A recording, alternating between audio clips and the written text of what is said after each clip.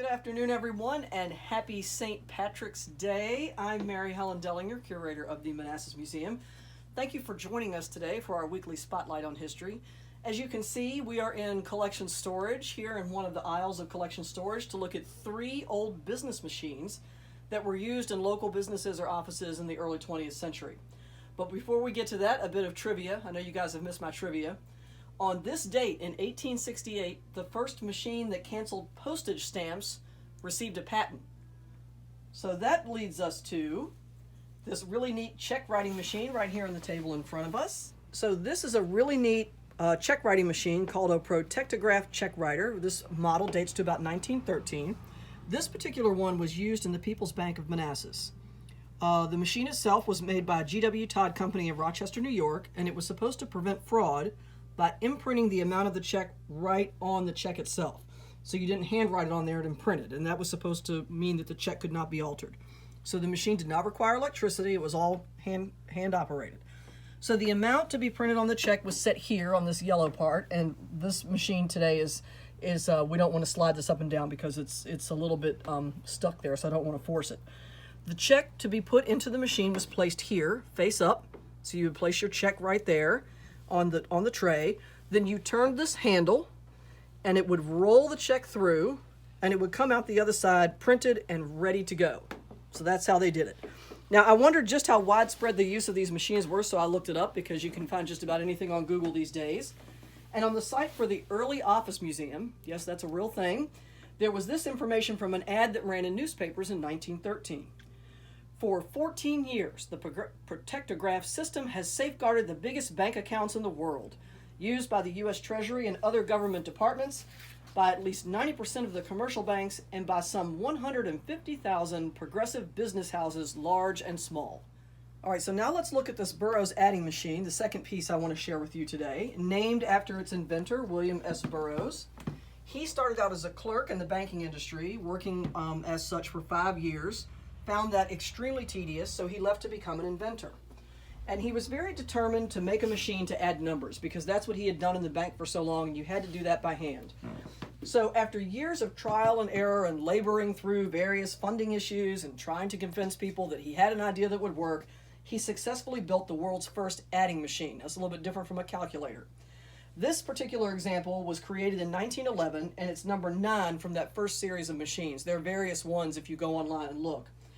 This machine was said to be able to do the work of 3 clerks all at one time. So this is like huge back in the early 20th century. Now, I could not find any information on how one actually uses it.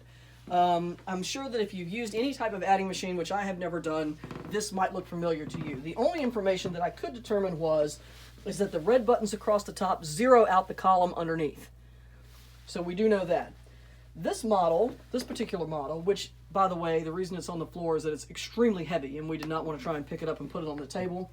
This model cost $475 to purchase at the time that it came out. That is equivalent to about $13,000 today. So the price of a really expensive piece of office equipment. Now, interestingly, the Burrows company still kind of exists. It merged with the Sperry Corporation in 1986 to form Unisys Corp., an American global information and technology company. And when I looked them up, I was very familiar with their logo. So if you look up Unisys Corporation, you'll see their logo online. Now the final thing we're going to look at, we'll come back to the table, is this embosser or seal that we have here. These have been around since the mid-19th century, and the style basically has remained unchanged for many years. The only difference between machines, and we have 3 examples like this in our collection, the only difference between machines is the round part that you see here. And sometimes how this is decorated with a lion, but mostly they look like this. So this particular one was used by the People's National Bank of Manassas. Protectograph check writer, same place. They have all kinds of cool machines there. And they used it to basically put their own seal on documents. So seals or embossers were used to make official documents even more official. I'm going to show you how this thing works in a second, but just wanted to go ahead and kind of show you the back of it and then the front of it here. I don't know if Rachel can zoom in and see. You can see that's a really cool lion right there.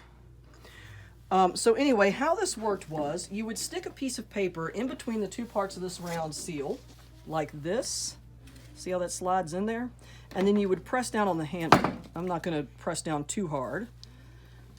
Now, we didn't get a good one there, but we have an example to show you. I don't know if you can see this or not.